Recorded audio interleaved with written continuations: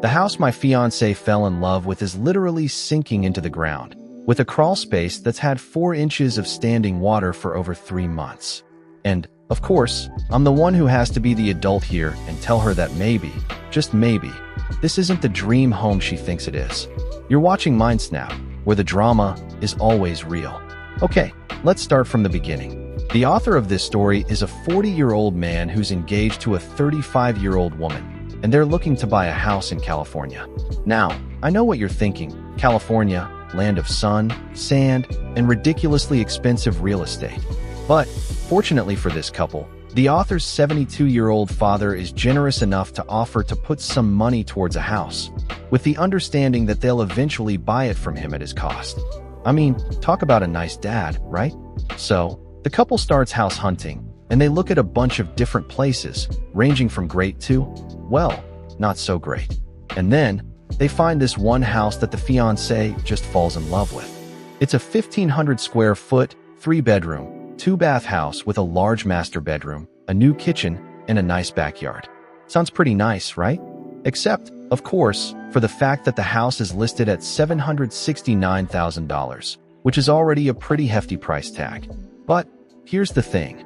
The disclosures on this house are, in the author's words, nightmare fuel. The house is literally sinking, with a crawl space that's had 4 inches of standing water for over 3 months.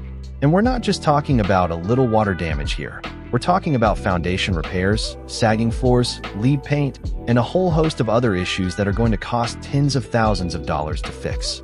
And, of course, there's the mold, rot, and who knows what else that's probably growing in that flooded crawl space. Now, I can understand why the fiancé might have fallen in love with this house. I mean, it does sound like it has some nice features. But, come on, people, this house is a money pit. And, as the author points out, they're already struggling to make ends meet. What with the fiancé's student loans and the author's salary not being enough to cover the mortgage, taxes, and all the rest. I mean, they need the author's dad to help them out just to afford a house in the first place. So, when the author expresses his concerns about the house, I'm not surprised that the fiancé gets angry. I mean, who doesn't want their dream home, right? But the author's concerns are totally valid.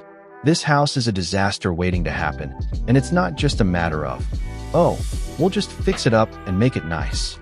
We're talking about thousands and thousands of dollars in repairs, not to mention the potential health risks from all the mold and lead paint.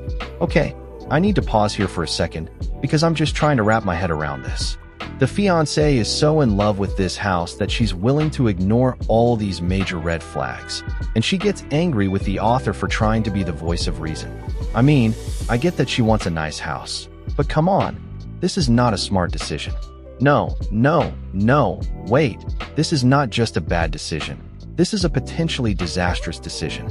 And then, things get even more dramatic, because the fiancé stops talking to the author and tells him that his opinion doesn't matter. So he and his dad can just go ahead and choose a house without her. I mean, wow, that's some serious drama right there. I literally could not believe this. The fiancé is so invested in this house that she's willing to throw a tantrum and storm off, rather than listening to the author's very valid concerns.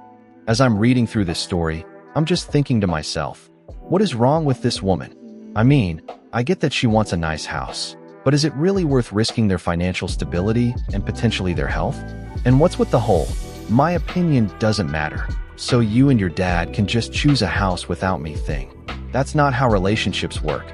People, you're supposed to communicate and work together, not just throw tantrums and storm off when you don't get your way. So, the author is left wondering, am I the asshole? And honestly, I don't think he is. I think he's being a responsible and rational person who's trying to make a smart decision about their future. I mean, sure, maybe he could have handled the situation a little better, but overall, I think he's in the right here. Someone posted online, asking for opinions on this situation, and I have to say, I'm curious to hear what you all think. Was the author right to be hesitant about this house, or was he being too cautious? Should he have just gone along with the fiancé's wishes, or was he right to stand his ground? Drop your verdict below. Was this person right or wrong? Subscribe and hit the bell.